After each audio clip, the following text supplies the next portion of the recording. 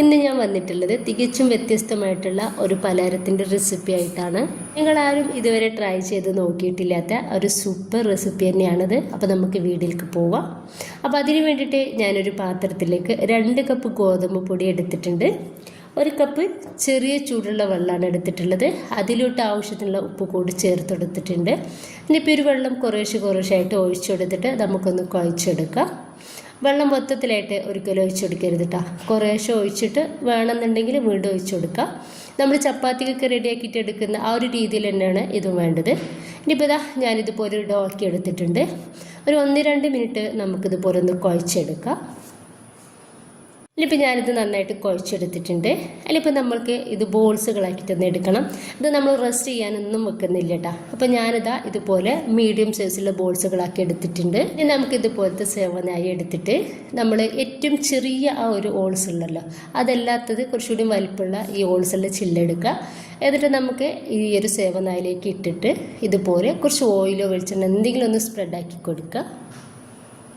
എന്നിട്ട് ഇതിലേക്ക് ഞാൻ 3 ബോൾസുകൾ ഒന്ന് ഇട്ടെടുക്കുന്നുണ്ട്. ഇനിയിപ്പോൾ നമുക്കിത് നന്നായിട്ട് തന്നെ ഒന്ന് അടച്ചു കൊടുക്കാം.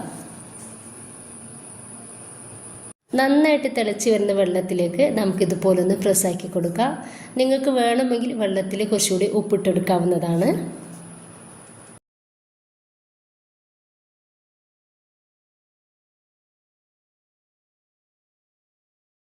ഗോതമ്പ് പൊടി ആയതുകൊണ്ടിട്ട് തന്നെ നമുക്കിത് ഈസി ആയിട്ട് ചെയ്തെടുക്കാൻ വേണ്ടിയിട്ട് പറ്റും. ഒരിക്കലും നമുക്ക് റിസ്ക് എടുക്കേണ്ട ആവശ്യമില്ല കേട്ടോ. നമുക്ക് മൂടി വെക്കാം. എന്നിട്ട് നമുക്കിത് ചെറിയ തീയിലിട്ടിട്ട് ഒരു 5 മിനിറ്റ്, ചെറിയ തീയിലോ മീഡിയം സൈസിലിടുക, ഒരു 5 മിനിറ്റ് ഒന്ന് വേവാക്കിയെടുക്കുക.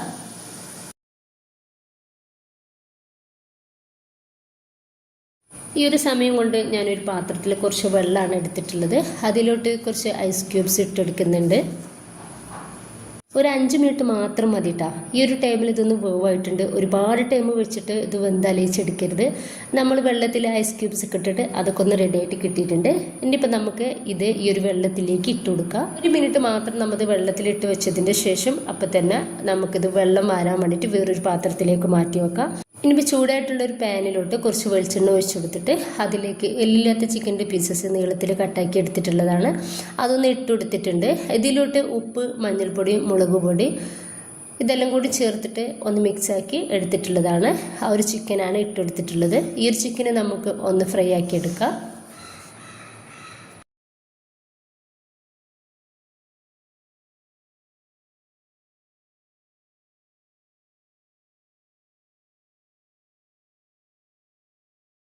അപ്പോൾ ചിക്കന് നന്നായിട്ട് ഒന്ന് വേവായിട്ട് കിട്ടിയാൽ ഞാനിതിലേക്ക് ചെറിയൊരു സവാള നീളത്തിൽ കട്ടാക്കി എടുത്തിട്ടുള്ളതാണ്.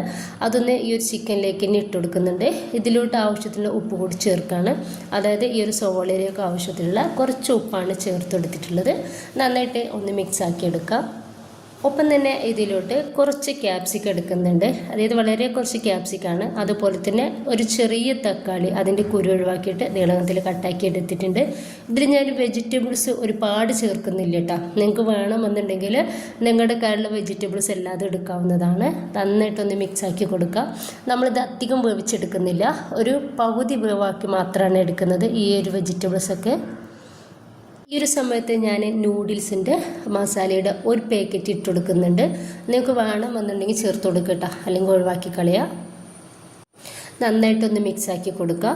ഈ ഒരു മസാല ചേർത്തെടുക്കുമ്പോൾ ഒന്നുകൂടി ടേസ്റ്റ് ഉണ്ടാവും നമുക്കിത് കഴിക്കുന്ന ടൈമിൽ. ഇതിലേക്ക് ഒരു 1/4 ടീസ്പൂൺ മഞ്ഞൾപ്പൊടിയും 1/2 ടീസ്പൂണ് മുളക് പൊടി കൂടി ചേർത്തിട്ടുണ്ട്. അപ്പം നമ്മൾ ഇതിലോട്ട് ഒരുപാട് പൊടികളൊന്നും ചേർക്കുന്നില്ല കേട്ടോ. വളരെ കുറച്ച് പൊടി മാത്രമാണ് ചേർക്കുന്നുള്ളൂ. നന്നായിട്ടൊന്ന് മിക്സ് ആക്കി എടുക്കുക. ലാസ്റ്റ് ഇതിലോട്ട് ഞാനിതാ ഒരു 1/2 ടീസ്പൂണ് കോൺഫ്ലവർ 1 ടീസ്പൂൺ വെള്ളത്തിൽ നന്നായിട്ട് മിക്സ് ആക്കി എടുത്തിട്ടുണ്ട്. ഇതിലോട്ട് ഞാൻ 2 ഡ്രോപ്സ് നമ്മുടെ റെഡ് കളർ ഒന്ന് ആഡ് ചെയ്തെടുക്കുന്നുണ്ട് കേട്ടോ. നിങ്ങൾക്ക് വേണമെങ്കിൽ ചെയ്താൽ മതി. ഇതൊക്കെ ഞാൻ എന്താ പറയുക, വീഡിയോയിലൊരു ഭംഗിക്ക് വേണ്ടിയിട്ട് മാത്രമാണ് ചെയ്തെടുക്കുന്നത്. ഇതിൻ്റെ പകരം നിങ്ങൾക്ക് ടൊമാറ്റോ സോസൊക്കെ യൂസ് ചെയ്യാവുന്നതാണ് കേട്ടോ. ഇനിയിപ്പോൾ ഇതൊന്ന് ഒഴിച്ചെടുക്കുന്നുണ്ട്. ഇത് കൂടി ഒഴിച്ചെടുത്തിട്ട് നന്നായിട്ടൊന്ന് മിക്സ് ആക്കി എടുക്കുക. ആ ഒരു കോൺഫ്ലവർ നമുക്കൊന്ന് വേവാവുന്ന വരെ മാത്രം ഒന്ന് മിക്സ് ആക്കി കൊടുത്താൽ മതി. ഇതിന് ശേഷം നമ്മൾ റെഡിയാക്കി വെച്ചിട്ടുള്ള ആ ഒരു നൂഡിൽസ് ഇതിലേക്ക് ഇട്ട് കൊടുക്കുക. ഇനി നന്നായിട്ടൊന്ന് മിക്സാക്കി എടുക്കാം. നമുക്കിത് കുട്ടികൾക്കായാലും നമുക്ക് വലിയവർക്കായാലും നല്ല ഹെൽത്തി ആയിട്ട്, നമ്മൾ പുറത്തുനിന്നൊക്കെ നൂഡിൽസ് വാങ്ങി കഴിക്കുന്നതിനെക്കാട്ടും ഹെൽത്തി ആയിട്ട് നമുക്കിത് വീട്ടിൽ ചെയ്തെടുക്കാവുന്നതേ ഉള്ളൂ. നിങ്ങൾക്ക് വേണമെങ്കിൽ ആ ഒരു നൂഡിൽസിൻ്റെ മസാലയും ഈ ഒരു കളറും ഒഴിവാക്കിയാൽ ഫുൾ ഹെൽത്തിയാണ്, 100% ഹെൽത്തിയാണ്. അപ്പോൾ ഇത്രയേ ഉള്ളൂ. നല്ല ടേസ്റ്റാണിത്. എല്ലാവരും ഒന്ന് ട്രൈ ചെയ്ത് നോക്കുക. ഇഷ്ടമായിട്ടിന് നിങ്ങളുടെ എല്ലാ സപ്പോർട്ടും ഉണ്ടാവുക. അതുപോലെ ലൈക്ക് ചെയ്യാനും സബ്സ്ക്രൈബ് ചെയ്യാനും കമൻറ്റ് ചെയ്യാനും ഒന്നും മറന്നു പോകണ്ട. ഇൻഷാ അല്ലാഹ്. ഓക്കെ.